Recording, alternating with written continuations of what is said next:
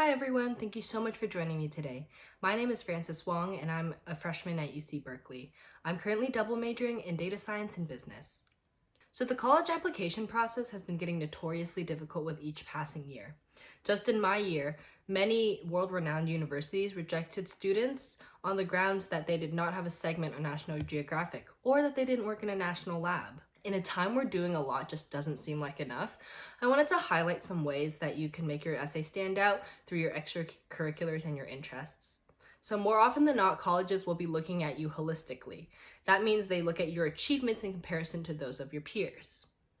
So given a set number of course offerings, APs, testing support, and whatnot, more often than not, they'll likely be looking at you outside of school, where the opportunities are less restricted, which means your experience becomes more personal and more unique.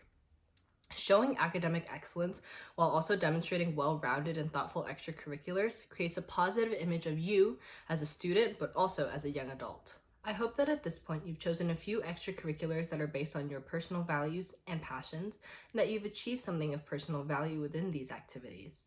If you're a younger viewer, maybe this is a good time to think about what you like to do and how you might achieve something tangible within these activities. The part of the importance of developing these stories and these extracurriculars is the timeless generic advice of your admission officer can tell if you're being genuine. And as much as they're looking for realness, they're also looking for growth. Can you take this activity or the situation that you're comfortable with and have it help you grow?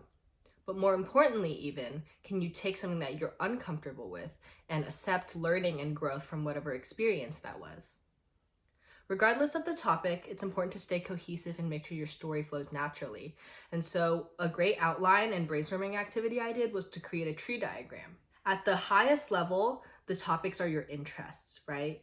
So whatever sport you played, instruments you played, volunteering that you did, super vague, like just the activity itself.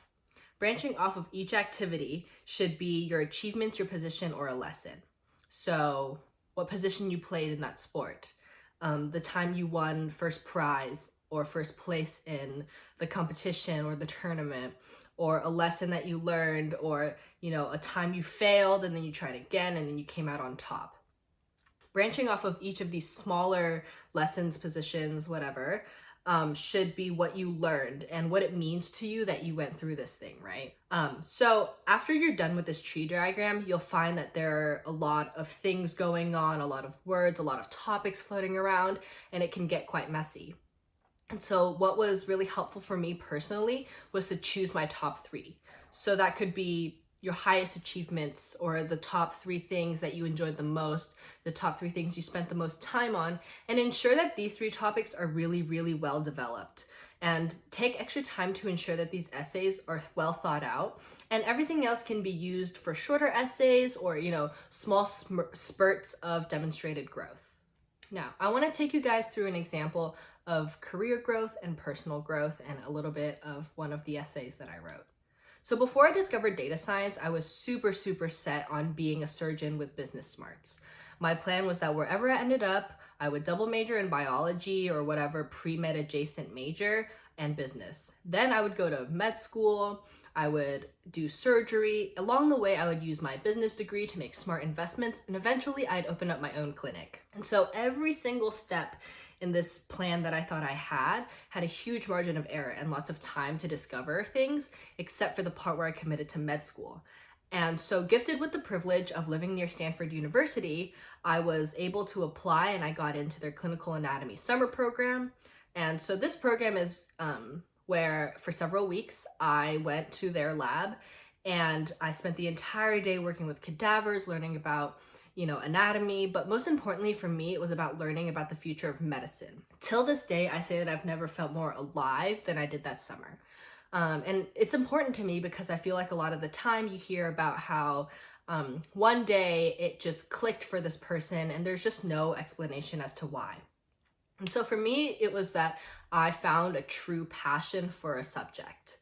I had hands-on experiences that allowed me to peek into my future job. So I actually wrote my comment essay about this, my general comment application essay, and it really highlights my previous point about being in an uncomfortable environment and letting that help me grow. So the points that I made were that I was a very introverted child, super quiet. I was quite bright, but I never really shared my thoughts. I never talked in class. And so, I kind of cruised through most of school, but being in an environment where so many of my peers walked in either pre-studying this course or just having a lot of pre-existing knowledge really forced me to wake up and grow up. And so this culture shock was highlighted so that my admissions officer might see why this might be an uncomfortable environment for me. They see that I'm not in my natural environment, but what about it, right? I chose a prompt where I talked about facing a challenge or a failure or a setback and what I changed about myself. How did it affect me? What did I learn? So my conclusions in this essay was that I learned a lot about myself. I rely on the caliber of my environment. I'm as competitive as my peers are. And so if I'm in an environment where nobody is competitive, I will also just not push myself. But more personally, this helped me convince me that I really had to put in the work to chase my dream, right? I wanted to show my colleges that I was the healthy competition that they were looking for. But more importantly, I was a really young person and I wanted to do a really good thing, but it was a really big thing. And that I needed their help to educate me so that I could get there. The main tip here is that you kind of have to start with a catalyst moment, right? And you connect it to your bigger mission, to your bigger goal. What happens after college? And for me, it was the question, what did this moment contribute to your current self? And what can I do to share this and show this clearly to the colleges? Now, business, on the other hand, which is something that I still want to pursue now, has been a consistent lifelong goal of mine. Since middle school, I've been joining camps, doing competitions, and learning as much as I could from anyone and everyone. And I did a lot of reading. This kind of accumulated knowledge allowed me to start with my first startup in high school, where we reinvented a learning management system that we felt was an imbalance of power. With the same team, we later started a startup that brought professional opportunities to high school students. So my story in the essays regarding this startup was that I recognized the privilege that I had to even start a startup. And so in a time and in an environment where students, whether that be high school or college, are supposed to know so much about themselves and have experienced so much, it's only fair that everybody gets the same paid opportunities to pursue their future interests and their professional jobs.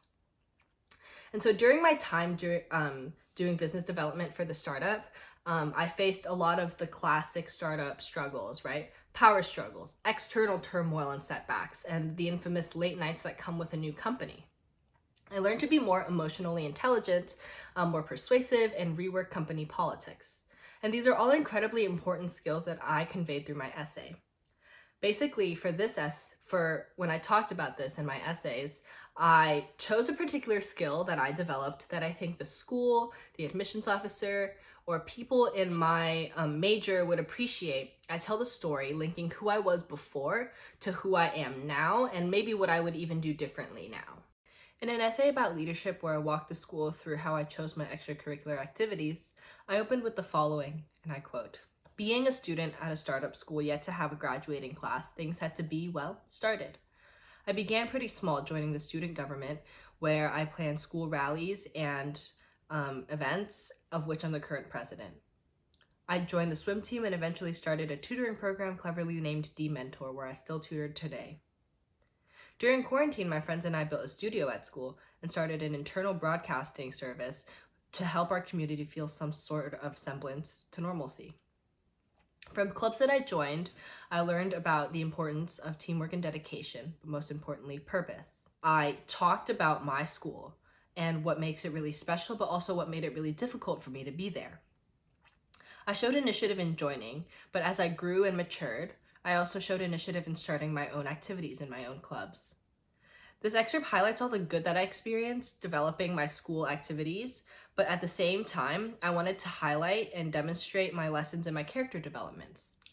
So in full transparency, starting all of these trips, clubs, and activities had me running into a lot of disagreements with the school administration.